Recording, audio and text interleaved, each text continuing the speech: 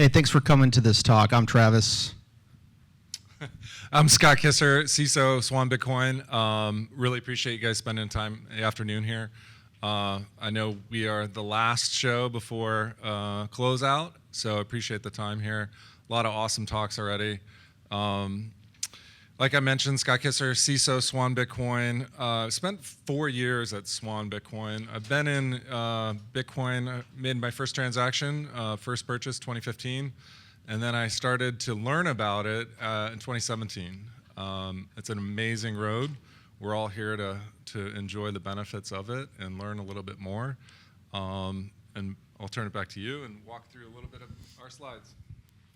Yeah, sounds good. So I'm also at Swan in the risk operations department, and I've been there for about a year and a half. But prior to that, I was a detective, mainly did like cybercrime investigations. So we're going to go over security tips, very general. You'll probably hear us say things, and you'll want to go do more research. So I encourage you to write things down if you haven't heard about it, and go do more research on it. This is going to be very like a fire hose of information, especially if you're new. If you're like an OG Bitcoiner, you might not learn anything new, but it might be more of a reminder that you should do some of these practices. Every now and then you hear about an OG Bitcoiner that gets pwned. We'll have a lot of time for Q&A at the end.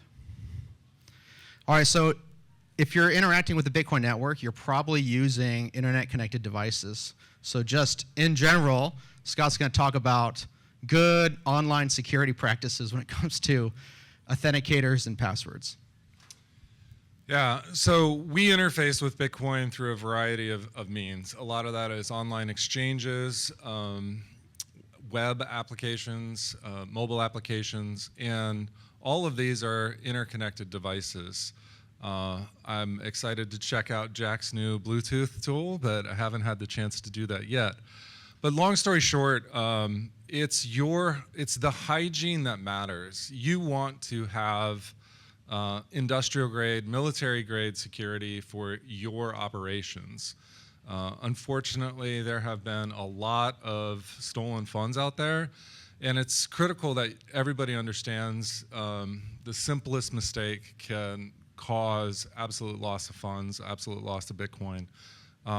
What I would recommend is you and kind of your family, your Bitcoin Trust Center, understand how to operate, how to get to accounts, how to get to password managers. If there are certain, a couple years ago, there was a trend where people would have kind of marketing emails and then core financial account emails. For example of that, a lot of what we see is we'll see kind of marketing emails sign up as like Yahoo, Hotmail, AOL, a lot of generic free accounts. But then when we get into actually buying Bitcoin on a platform and stuff, we recommend that you upgrade your security. Recommend using kind of Gmail, recommend absolutely Proton email addresses. And then for SMS two-factor authentication and even Passkeys, understand the technology is each one of those adds a security layer to protecting your account, your funds, but each one of those is susceptible to their own vulnerabilities. For example, SMS two-factor. This is a simple 5-6 digit code that comes over text messaging. Even the FBI, even the federal government stopped recommending using SMS as your two-factor because it could easily be compromised. That kind of operation can be easily compromised. A lot of platforms are rolling out Passkeys, and that's almost like a digital fingerprint to the device that you have. So if you sign up on Coinbase or Swan or any exchange and turn on two-factor, it's tying kind of what you know, your username and password, to what you have, that fingerprint device, that the fingerprint of your cell phone or laptop. Anything to add? Yeah, some quick tips. So if you're using text message two-factor authentication, there's a thing called a SIM swap that you're kind of susceptible to. And the people will upgrade their phones, lose their phones, and have to, cell phone provider will have to port a phone number to a new SIM. And this happens every day, all the time. Customers calling in and saying, I need my phone number ported to my new phone, my new SIM card. And so they're used to doing this. And sometimes, so what bad guys will do is pretend to be you and get your phone number ported to their phone. And they only need to do that briefly just to get that code sent to their phone, right? And you might see this, your phone will lose service. So that might be an indicator that you got SIM swapped. There are also stories of insider attacks where someone works at Verizon, they do the SIM swap, then they swap it back. Now they're gonna be detected, but sometimes they just use like a family member or just sometimes people are willing to do crime and be known. So another thing is Authenticator. So I use like Aegis. I think some folks maybe do Google Authy. Google Authenticator. They're all industry standard, industry grade. The biggest thing on Authenticators that I've seen is a lot of times there'll be a cloud sync backup on your Authenticator. So if you're using Authenticator right now, maybe look at it, especially if you're using like Google Authenticator and it's connected to your Gmail account. You might have a cloud backup to your Google Drive. So a lot of times, people will have their Gmail accounts compromised, and then all of a sudden they look in your Google Drive, and now they have your Authenticator codes. So they have your email and your Authenticator all pwned. So just turn off that cloud sync, and then think about how you're securing the backups of your Authenticator. It might be just like words that you write down, keep them off the internet, or it might be like a file that you need to back up on a USB stick or something. I was going to roll through some tips at the end, but might as well just go through it as we're doing it. Travis reminded me, there's a story out there. It's a cryptocurrency CFO that was completely pwned. And what happened was, as he has a family, and his cellular plan had a family plan on it. And the attacker didn't go after the primary account holder, this gentleman who's the CFO of a cryptocurrency company. The attacker went off a family member, and they SIM swapped the family member and then escalated up to the primary account holder. And all of that was social coercion, calling T-Mobile, Verizon, whoever it was, and saying, I'm the daughter, I lost my phone, I need this new phone added to this family account. And then the next day, calling and saying, my dad no longer has the account, you need to change the primary account owner to me. These type of social engineering attacks happen all the time. And so one additional to kind of what Travis said, you can put a port lock on your phone so that it stops any type of SIM swap attacks. It's basically a lock on the phone that tells you have to go to customer service, a physical office, to change your phone number. Just want to mention that. Okay, so it's not popular to suggest people to use custody services for their Bitcoin, right? But the numbers out there suggest that most of us have coins with custodians. At Swan, we're always constantly encouraging folks to just withdraw to self-custody.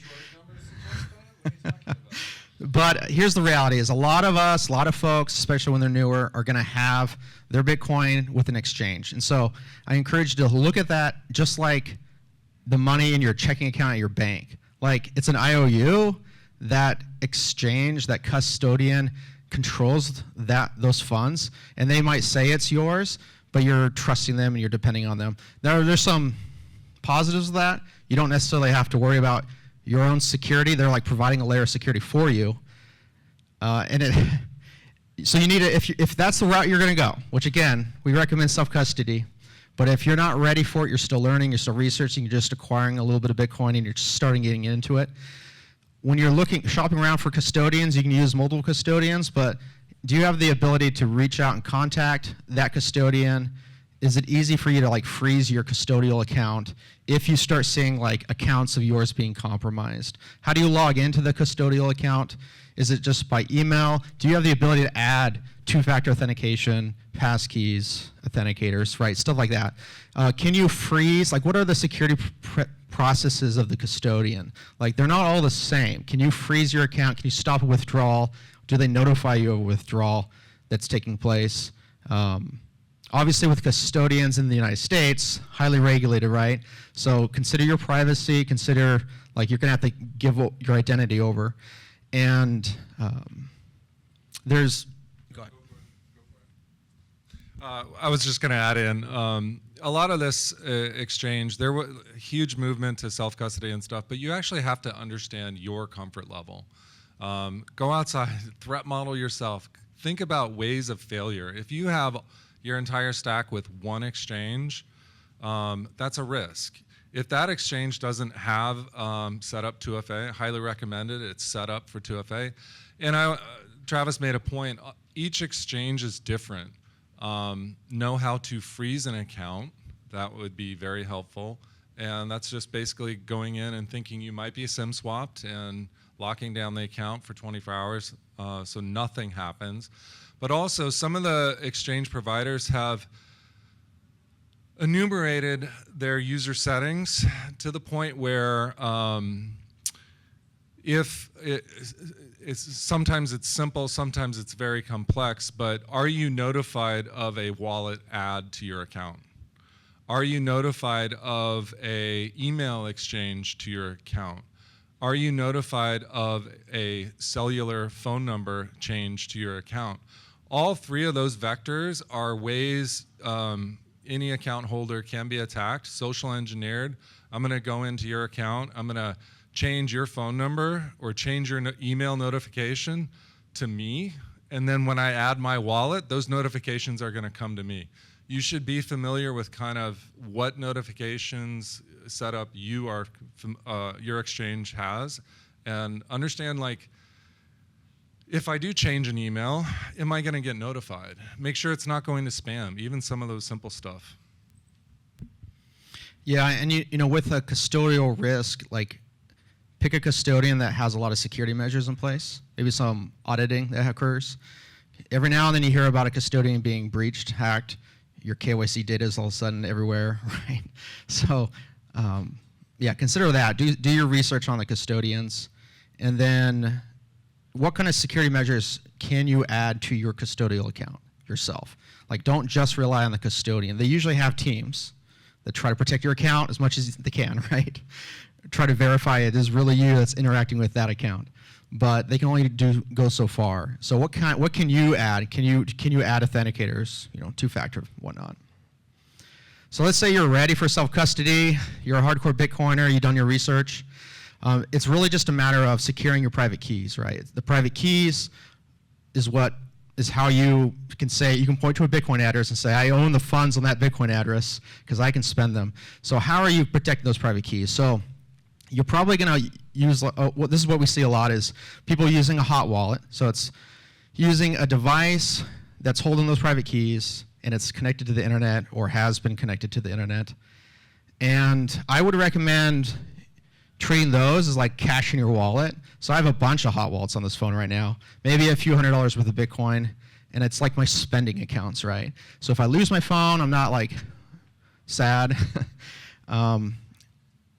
If you are sending like $600,000 worth of Bitcoin to Trust Wallet on your tablet, like, I would not recommend doing that. Like, I would recommend looking at like cold storage, cold wallets, right? So these devices that remain offline, they protect the private keys themselves, or they remain offline the entire time.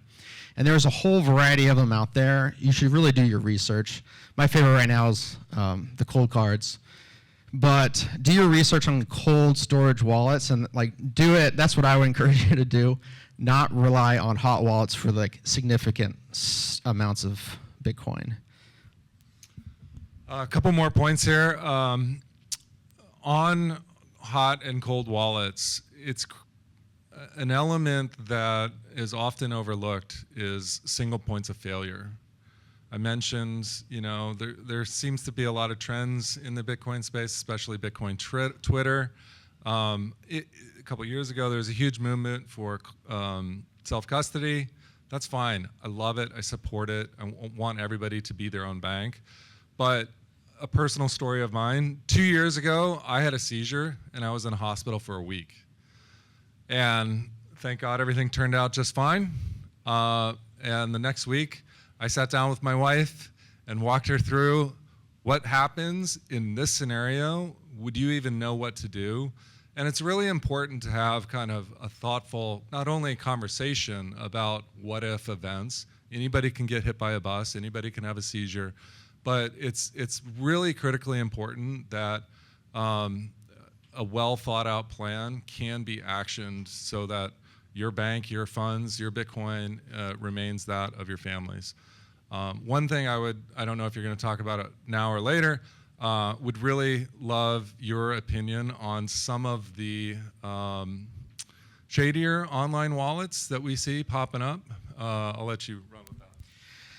Yeah, so let's say you are going with a hot wallet. This is what we see a lot. People are like encouraged to take self-custody. They don't really know what they're doing though, and they don't do the research. So please study it first. They Google Bitcoin wallet.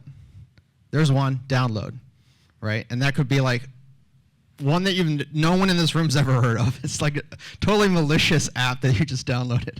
Or they go to a Play Store and they fall for fake reviews. They are literally downloading an app that they just don't know anything about. It's not the real app, or it's pretending to be a different. We see a lot of like pretend apps. Like they pretend to be this one you've heard of, but it's totally illegitimate. A big thing we're seeing right now is Coinbase Wallet, or I think they just renamed it to Base. It's a real hot wallet. You have custody of your coin when you use it and withdraw to it. But there's like this Web3 dApp integration in it, section to it, and people will withdraw their Bitcoin to this and then be involved in a scam, like an investment scam, and they will interact with these dApps, these decentralized applications. It's like gross Web3 stuff, but they're in a custodial wallet and they're interacting with like these smart contracts, and they're literally sending their Bitcoin to a bad guy, and they're getting these garbage tokens that are worthless, more worthless than like other tokens like on Ethereum and Tron. Like these are actually like worthless. Like they're going to be flagged later by that chain as like a scam token, right? So there's a lot of these like real hot wallets, but they have like this Web3 scam stuff in it, and they come and go and they get spun up all the time. So that's something that we see a lot, unfortunately. Let's talk a little bit about passphrase security too. What security? Passphrase security. So if you are setting up kind of the cold wallet setup and passphrases, you know, a lot of this is common sense, but it bears repeating over and over and over again. Is that passphrase is your seed phrase going to be fireproof? There's some awesome vendors out there that offer like, you know, titanium pounded seed phrases and stuff. And then more importantly, don't just set up a cold wallet and forget it. Like, you know, regularly test it, regularly spend from it, regularly try and move money from it. There are a lot of single points of failure, both from a personal account management standpoint, so being socially engineered, but also what we're trying to do is highlight the single points of failure in some of the wallet setups, and just watch out for that. Make sure things are fireproof. Make sure things are written down. You might want to split up those, keywords. Yeah. Something on passphrases, we have seen like people forget their passphrase. That's like that extra word on your seed phrase. So if you're using a passphrase, that's a cool idea. I like it. Just don't forget about it. Or if you get hit by a bus, make sure your family knows your passphrase so they can actually access the right Bitcoin. There are risks with self-custody, so I encourage you to study it and do it right. Do like test withdrawals so you're confident. You know, wipe your cold wallet, then bring it back, recover it with your seed phrase, right? So you're confident. Like that confidence is worth it, I think. And then when you're withdrawing, like, double check your Bitcoin address. Every now and then someone will like withdraw from an exchange and then like mistake the sending and receiving addresses, and all of a sudden they send Bitcoin back to the exchange, or, you know, there's weird things like that happen. So just make sure you're sending to the address that you're intending to send to. Like slow it down. And if you have a sense of urgency during this stuff, you're doing it wrong. There are a lot of multi-sig clever multi-sig solutions to self-custody. Definitely just, that's like another whole rabbit hole. Just, I recommend looking into it. There's a lot of like institutional multi-sig options, or you can just do it yourself. BitKeys on site, you can go and talk to them. That's like one version of a multi-sig setup. So if you're using like a modern wallet nowadays, you probably have seed phrases that you can use to recover your private keys, right? Recover that wallet later. And so it's really important for you to keep this off the internet. Like your wallet will probably have these instructions that say, don't take a picture of this, write these down on a piece of paper. You should probably follow those instructions. Things I've seen, like in law enforcement, is like people taking screenshots all the time, throwing it in their Google Drive. I don't know how many like Google accounts I seized, and I have like their seed phrases. Of course, I did not do anything with their Bitcoin, but I could have, right? If I was like corrupt, and that happens a lot. Or if you have your seed phrase in your Google Photos, and then you have it backed up to your Google Drive, and someone hacks your Google account, like they're gonna have your coin, right? So just keep it off the internet, keep it off your phone. Just write it down. And then Scott kind of mentioned it, like it's a good idea, like if you write it down and then your house has a fire and now you don't have it, that kind of sucks, right? So you should protect your seed phrase by stamping in steel like a man, and that way it's like resistant to fire, resistant to flood, right? Now there's all sorts of cool options out there, microseeds out there, so you can put it on a little washer, and then you can I like that because it's discreet all of a sudden. You can hide that thing. Just remember to protect your seed phrase as if it's literally it's your private keys, right? It's deriving your private keys, so protect that thing. Like don't be stupid about it. If that gets leaked out, you're gonna lose your coin. And consider hiding it, like if you have a vault in your home and you have your like seed phrase underneath your ledger, like anyone that opens that vault is gonna know what that is, right? So consider, things like maybe writing it down in books and then put it in your vault. So it's like hidden, maybe change the words up a little bit, like it's back, like the first three words are backwards or something like that. Just to comment on that, don't take a picture. In your law enforcement days, you talk about being able to look into people's account. That is, law enforcement does that. But also, attackers do that as well. And it's not just seed phrases to keep off of, your Photos account, your Google account. It's critical identification as well. One thing that I've seen in my cybersecurity days is users being compromised, and they'll have a folder in their email for important documents, all their mortgage, all their financial information, but also they'll take pictures of their passport. And those pictures are easy methods, easy kind of documents to help further spoof additional accounts, setting up a new exchange. So really take note of what you're keeping in your inbox and also your cloud share photos. So another thing to think about if you're holding Bitcoin is like protecting your physical person. And if you're in self-custody with your Bitcoin, right, you're protecting those private keys, right? They're like physically represented somewhere, possibly, right, in the form of a seed phrase. So a wrench attack refers to the idea of like someone kidnapping you with like a wrench and holding you hostage and threatening your life, threatening your bodily harm unless you don't surrender your Bitcoin to them, right? There are stories of this happening. So the first like resistance to that is probably being like private about your Bitcoin ownership.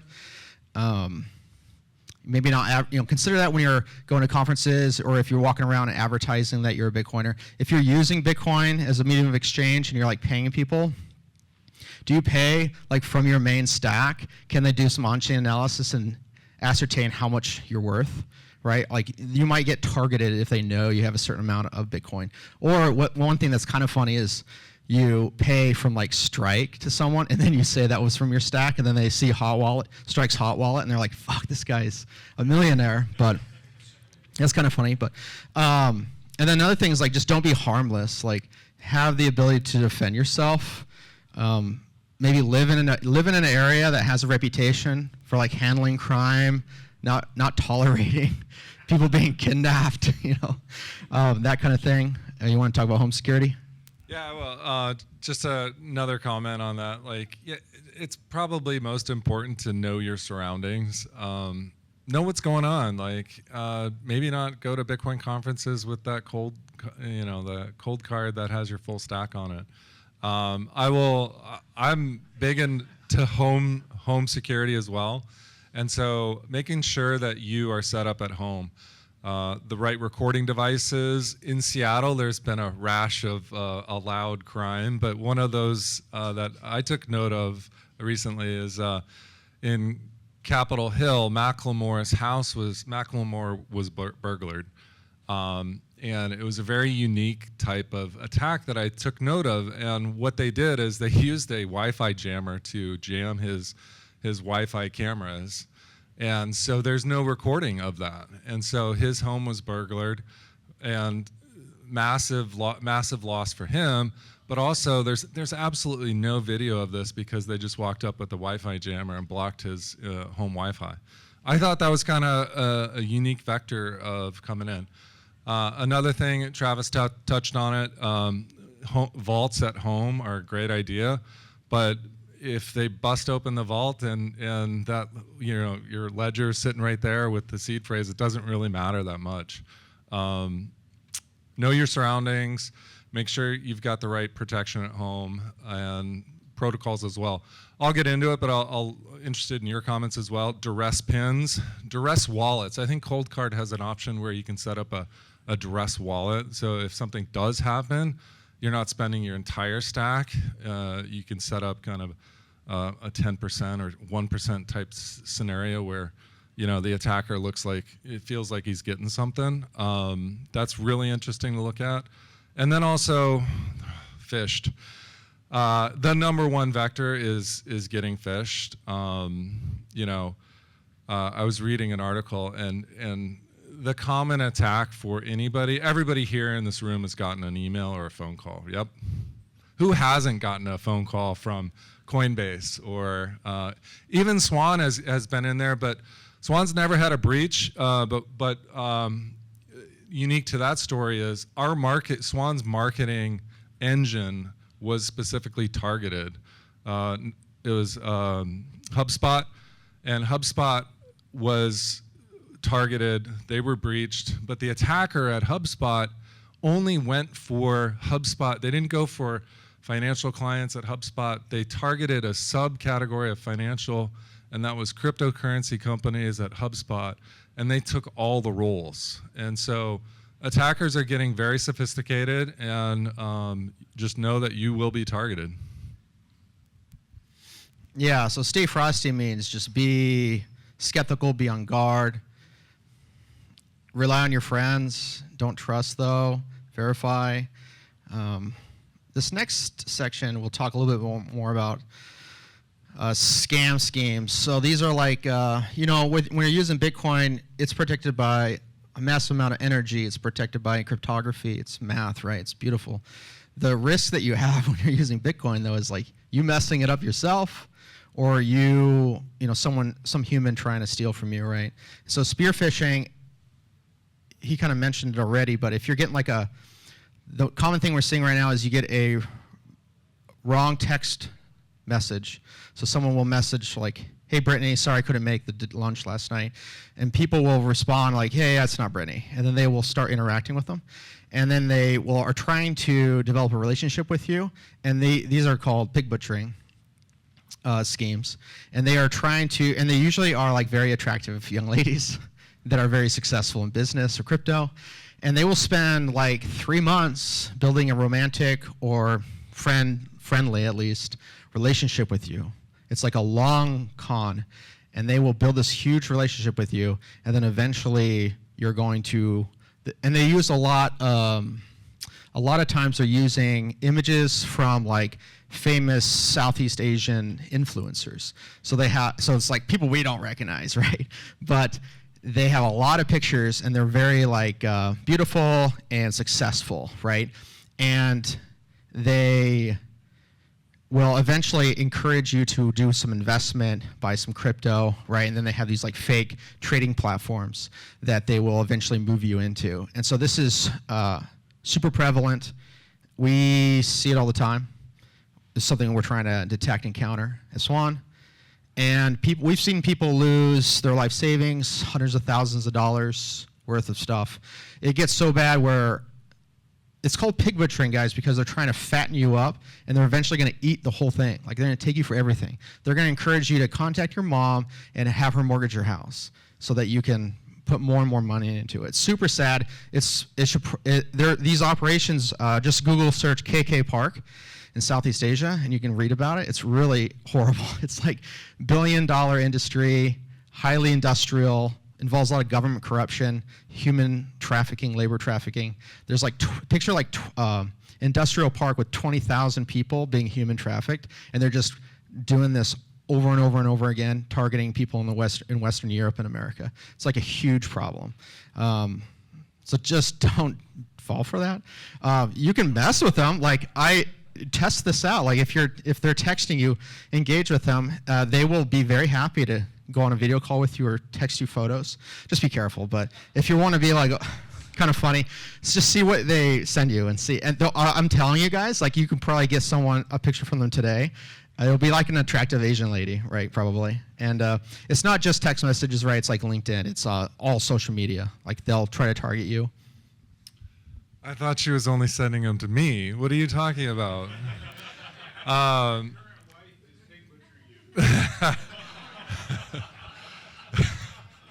Legal in 50 states. I mean, there's a little bit of comedy there, but it is absolutely horrific what's going on, and the scale of operations is not slowing down. There's a recent story out there in the Tech News Vine where it's just tracking the increase of these operations, and it's profitable. They're a successful industry, and they are growing their business, and it's absolutely horrifying what they can do. Protect yourself. Be aware of that. I don't entertain those. Everybody gets them, but I would recommend not entertaining that.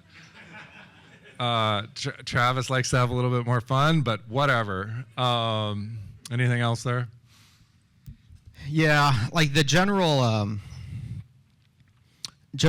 something else we see besides these like romance scams, investment scams, is you're like tired and you're contacted by some sort of customer service that you might have from a company you might have dealings with, like Coinbase customer service, and you might be like tired and vulnerable in that moment, and they'll usually try to get you scared, like there's a risk of you losing your funds.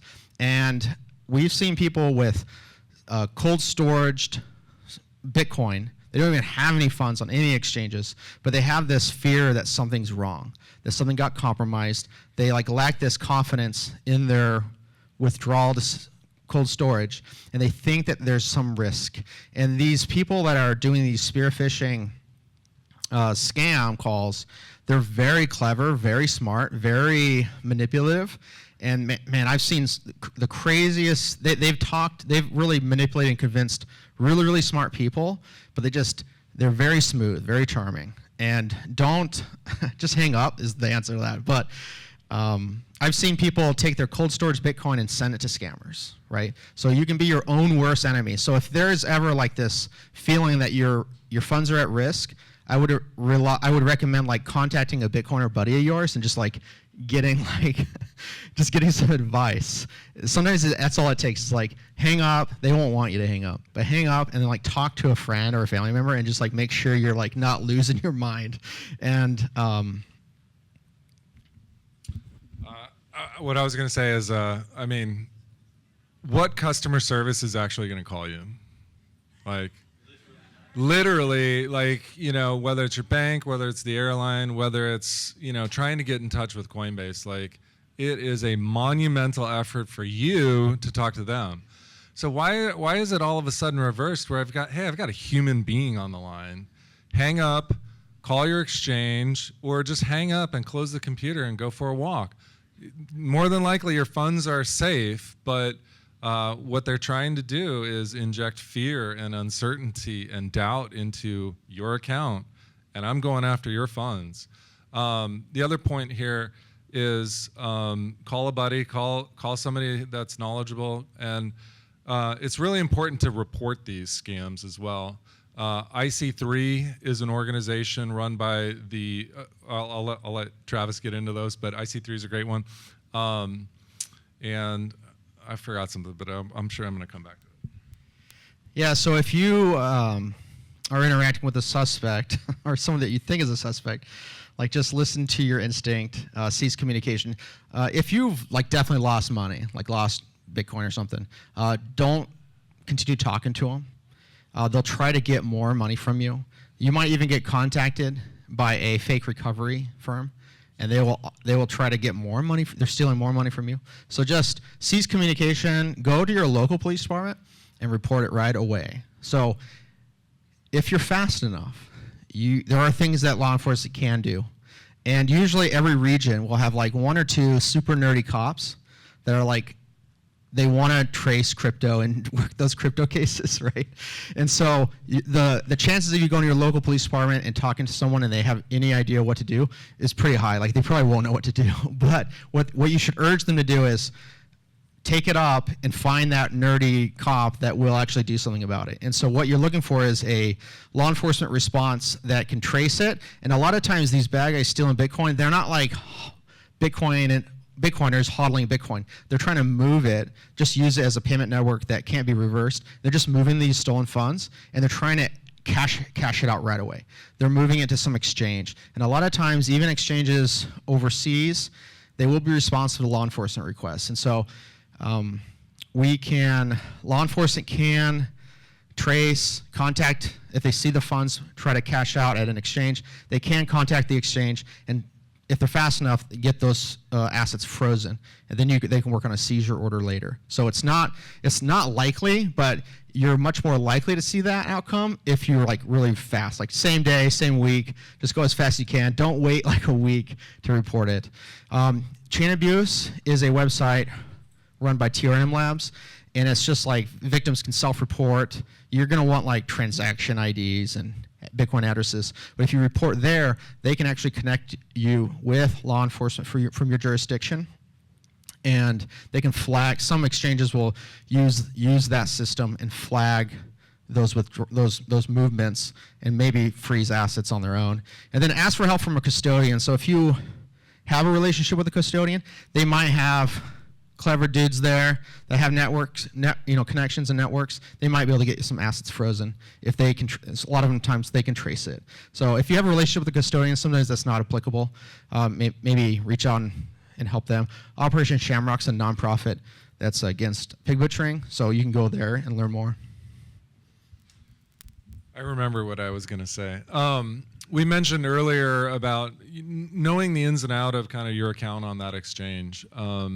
If somebody calls you out of the blue and wants you to move funds, you can hang up, and because you're knowledgeable about your exchange, you can figure out either how to freeze your account or how to call the exchange, and that's the proper route to go through any formal questions if an exchange is reaching out to you. Hang up, go to their website, look for how to contact them, and that's the best route, and we'll open it up for questions.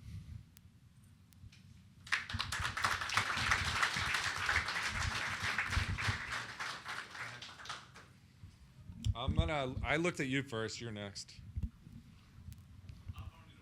let's say you lost your coins not through a custodian or exchange, and you can't get a hold of police that smart nerd. What are some other routes to get the Bitcoin back? Yeah, so the question was like, I did lose coin, I report to law enforcement, and they are ghosting me. So that is a very common thing to hear. If it's significant enough, if it's not that much money, they're probably just not prioritizing it, and they're probably never going to do anything about it. It's the reality of it. If it's over like $1 million worth of loss, that could potentially be a federal case, and you can encourage them to contact the feds for their assistance. If it's less than $1 million, the feds are probably not going to touch it. You can go into the police department in person and complain, and just like keep complaining, and sometimes they just want to get rid of you, and they will escalate it. You can try to shame them. Like you can reach out to other law enforcement. So if you're at your local police department, they're not doing anything, you reach out to the county. And I would be transparent with them and tell them you've already reported it, but just try to get attention to it. Sometimes there's just nothing you can do. I'm going to add to that just one thing. If it is sizable, if it's going to hit a dent, I encourage you to file a police report with all the details, because I have heard of stories about years later funds coming back to loss or victims. How about you? All right. If I'm using a 12-word seed plus a passphrase, how much of my seed can be revealed before, like, I should be worried? I'm gonna repeat that. So if it's a 12-word seed phrase plus passphrase, how much can I safely reveal? I'm gonna take the first answer I heard, and that is none. In reality, you need the kind of the whole thing to sign for that transaction. But I would argue if any of it is revealed, or if any of it is in a photo in a iShare account or iCloud account, it's compromised. Go find a new wallet. Anything to add? There are tools to calculate, like, how quickly you can crack it based on. It also matters, how you said with passphrase, it also matters the entropy of the passphrase. Yeah. We're getting into kind of the probability and the mathematics of kind of that completed signature. But yes, I'm not going to disagree with any of it. Do you know the website off the top of your head, or? Yeah, there are tools out there that can help you calculate the probability of exposure or cracking the remainder if certain words are lost. Yes. I got a comment about that, right? So we can look at, like, the way Bitcoin confirmations work, right? The suggestion is about 6 confirmations, right? So about 6 words. Once you cross over 6 words, it becomes computationally prohibited to try to crack it. Yeah, great point. It's a matter of probability if some of it's leaked.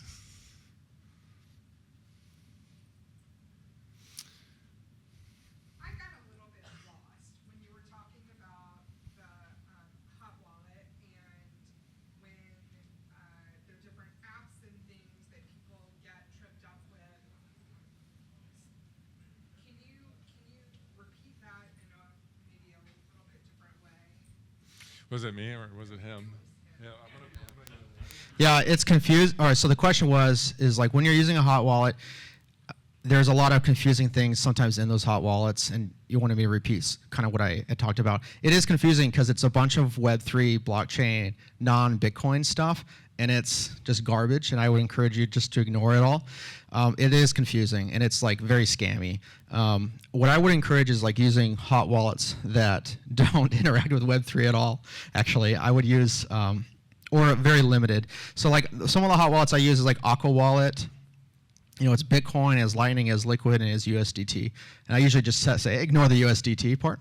So is this within the context of having like a little bit of Bitcoin that you want to have in a certain place that you can use smaller things with? Yeah. Think of your hot wallet as like cash in your pocket.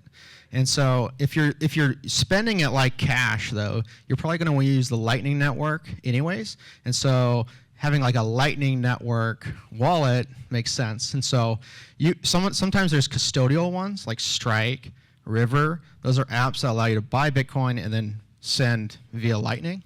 Those are cool, but you don't control those keys, right? You don't control the Bitcoin. I like Phoenix Wallet. Phoenix is awesome. It's Lightning and it's self-custody. And so you just, you can withdraw to it from your exchange account, and then you have like, your few $100s worth of coin, go buy some coffee, tacos, drugs. I was going to say, a lot of the garbage in wallets come up. If you look at it and you don't like the UI, or if it's clunky, or if it looks like the old AOL accounts, don't use it. Like, use something. It should be simple. It should be single. I wouldn't say single purpose built, but if it's full of a bunch of clutter, it's probably garbage. Bitcoin only wallets. That's like, and if you talk to Bitcoiners around here, they'll recommend you a few. And do your research on the wallets. And there's a few that are recommended usually. Any other questions? So the comfort level for security will be different for everybody, right? And as your Bitcoin journey progresses, you're going to explore different options, right? You start with an exchange, hot wallet, cold wallet, maybe you run your own node, and further goes to rabbit hole, right? Do you have any suggestions on how you can make sure that your family members catch up with you? So that you don't become security expert of your own setup and your families don't. Yeah, so the question was, on your Bitcoin journey, you might start getting into running your own Lightning node, your Bitcoin node. You have a hot wallet here, hot wallet here, hot wallet here. You have a cold wallet. You have 3 cold wallets now. And it's going to be, you can complicate it so much, and you can have passphrases, and you need to definitely think. And then the problem is, like, are you leaving your family behind? Yeah, you definitely are. But hopefully they become Bitcoin psychopaths, and they're just slowly following you, trying to catch up. That's the dream. But maybe with the significant stacks, try to make it simple. Maybe do it together. Like, so if you have a spouse, have like a multi-sig setup. You have 1 key, she has 1 key, or he has 1 key, and then you have like a 3rd key with a trusted family member, a friend, or a lawyer, or an institutional person like Unchained or Swan or someone like that. Yeah, I mean, it's near and dear to my heart. A couple years ago, I had a seizure, and literally, like, you know, that significant stack just might have been a donation, and that really hit me hard. And at that moment, I sat down and you know, I understand that I am down the rabbit hole probably a little bit farther than some of my family members, but understanding the importance of, you know, we all learn Bitcoin, we love Bitcoin, we want to learn more. It's not about kind of our specific journey. It's like setting your family up for success. And when you need to have those important conversations and thoughtfully walk through recovery scenarios, or God forbid, in the case of X, Y, or Z happening, like knowing that your family, and even kind of inheritance past that, understand is recovery, is probably one of the most satisfying experiences for me, because it's like everybody has their own journey, but I know I could sleep a little bit easier at night knowing that, you know, I'm confident that funds are safe. Yeah, and if you have your mom in self-custody cold storage, that's cool. But you should test her. Be like, did you get any calls today asking for your seed phrase, right? Like, test her, make sure she's not going to fall for anything. And maybe help her out, like maybe do a multi-sig thing or something like that. So elderly folks are a little bit more vulnerable, and they might be super brilliant people, but as you age, you get a little bit more vulnerable. So just something to not to be embarrassed or ashamed about. Just sometimes you have to hold their hand a little bit.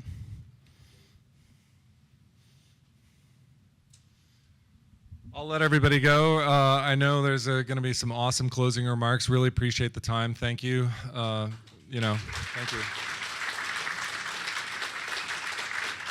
I'm also going to say a big shout out when Eddie gets up there and closes this thing out. Let's give him a big hand.